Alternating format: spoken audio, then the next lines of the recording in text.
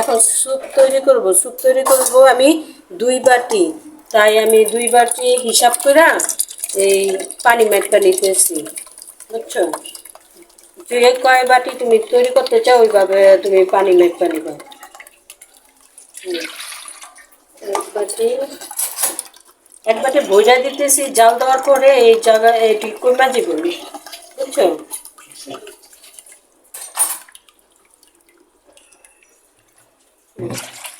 এখানে 2 বাটি আমি পানি দিলাম। আবার পানি কাঁচামরিচ করবো, কুচি করে এটা নিব।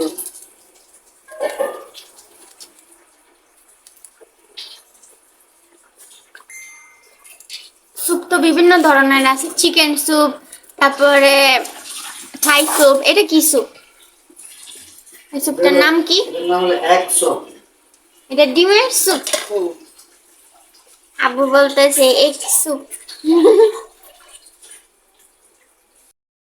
এখন আমি কর্নফ্লাওয়ার দিয়ে দিব, 2 টেবিল চামচ দিয়ে দিব।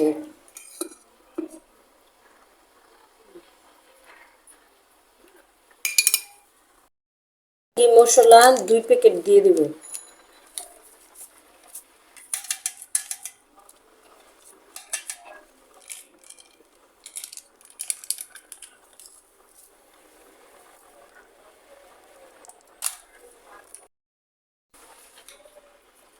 এটার মধ্যে দিব সয়া সস।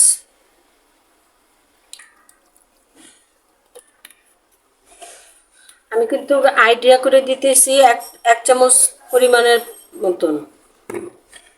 এখন দিব সিরকা 1 চামচ পরিমাণ। এখন দিব টমেটো সস।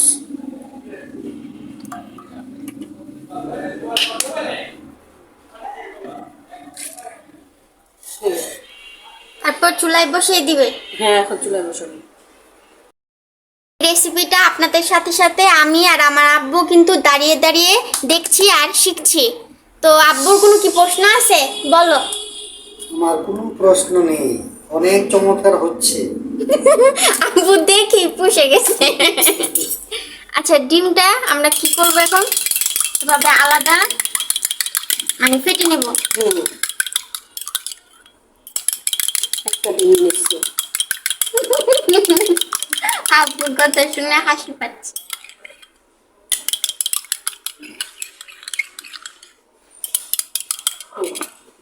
এখন চুলায় বসাই দেবো। চুলায় আমরা বসিয়ে দিব।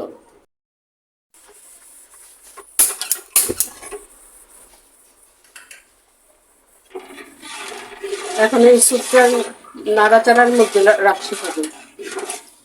যদি আমি নাড়া না দিই তাহলে তল দিয়ে লেগে যাবে। বুঝতেছি।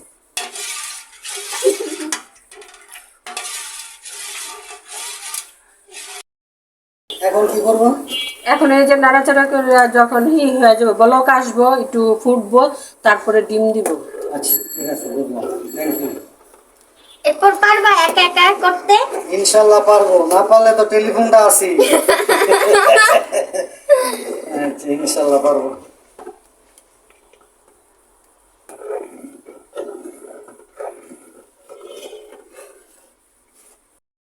হলে আমরা ডিম দিয়ে দিব।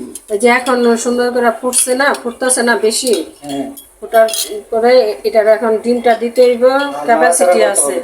এই যে উপর থেকে ডিমটা আস্তে আস্তে পড়বে, আর এইভাবে নাড়াচাড়া করতে হবে। এইভাবে নাড়াচাড়া করলে সুন্দর একটা র্যাক সৃষ্টি হয়ে যাবে, বুঝছো? সুন্দর একটা র্যাকের মতন আসবে।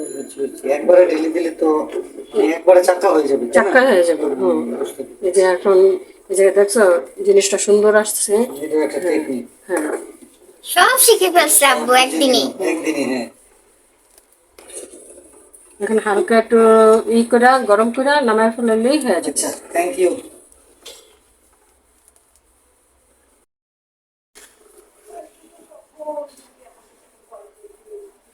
এটা সবসময় নাড়াচাড়া করার উপরে রাখতে হবে।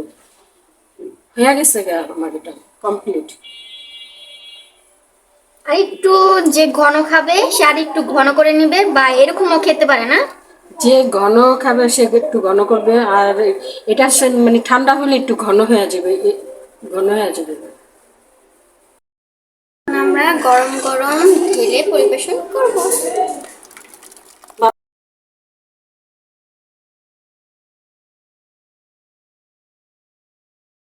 এটা আমার একটা আব্বুর।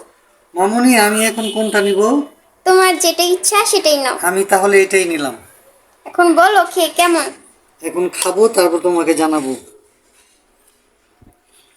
কেমন কেমন? হ্যাঁ, অনেক ভালো হয়েছে, একটু লবণ লাগবে। লবণই দিনে, কারণ চিলি ফ্লেক্সে লবণ আছে দেখে লবণ দেওয়া ঠিক আছে, হবে। লবণ দিব। এখন একটু লবণ কিন্তু এমনি সব ঠিক হ্যাঁ, আছে আমি না? সব ঠিক আছে, হ্যাঁ।